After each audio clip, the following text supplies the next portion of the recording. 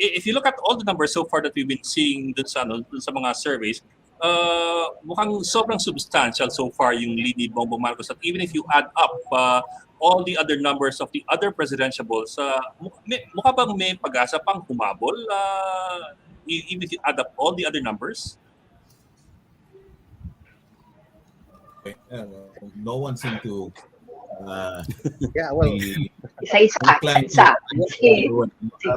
you know, let me if you base it on our survey, yeah, even if you add it up earlier, the earlier questions, if I'd like to get back on, no, you know, yung campaign kasi is just to my mind on the surface, no, a campaign is only as good as the narrative itself, and I'm sure, of course, that many of us would have looked at how voting behavior, no, has been shaped in the past elections.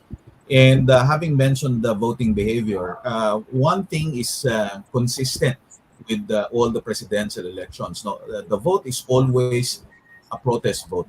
A protest vote meaning it always contradicts, no, the current situation, or meaning the situation where it appears to be popular, but or being made to be popular, but many actually are not inclined to support it. No? Yung lalo na kung pinipilit, no, yung pilit na maging popular. Actually, while we'd like to think that former Senator Bongbong Marcos is the lone candidate identified to be pro-administration or with the administration, even before, even Senator Ping Lacson has already mentioned that he's not against the administration. Manila Mayor Isko Moreno also mentioned the same. Even Senator Manny Pacquiao, albeit of course that many of his initial pronouncements, no, have been basically to attack the administration. But just the same, his messaging is such that he's supportive of the administration, and his all previous actions have been pro-administration. Kaya nga lumabas yung issue ng tawag dito, enabler na tinatawag ng mga purista na opposition.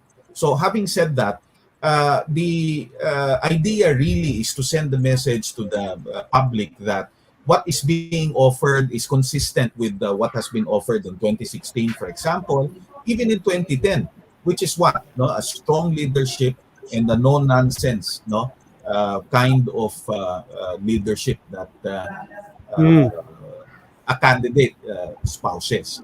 Now, so in other words, even if your campaign is, or messaging for that matter, is very strong and you're using practically all available resources there, if the anchor of that campaign is not really that deep, no, medyo mahihirapan ka talaga. Makaka-recover pa ba? Sinagot na din kanina ni Dean Tony, no, na when the debate happens, that's when we can expect or somehow hope that there can be some change. Just recently, I asked a question about the Mandanas Garcia campaign in a debate, and no one of the candidates actually managed to answer that candidate. So, having said that, yung mga botante kasi nag-iisip yan, even if many would like to think hindi.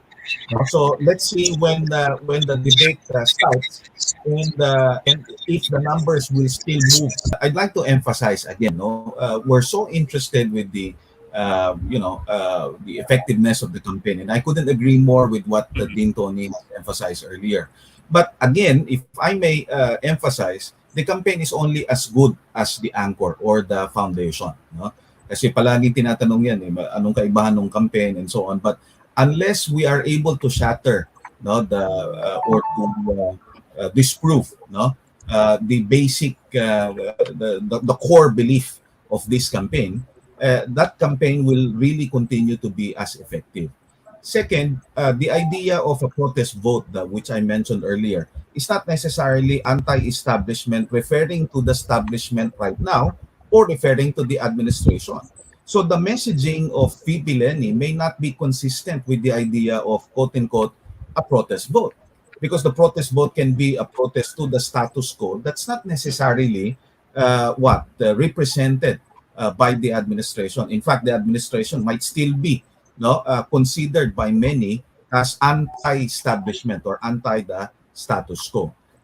Last but definitely not the least, when we speak of how people behave or how they choose their candidates, again, we cannot discount the so-called the black swan. No, last minute that can change. It's difficult to really say this is going to happen, and some votes come from this particular sector, and so on. No, at the end of the day, kaya siguro nag-iingat din yung mga kandidato in terms of their campaign. That's why not much interview is being considered by the group of former Senator Bongbong Marcos. That might be effective, but it can also work against the campaign itself later on.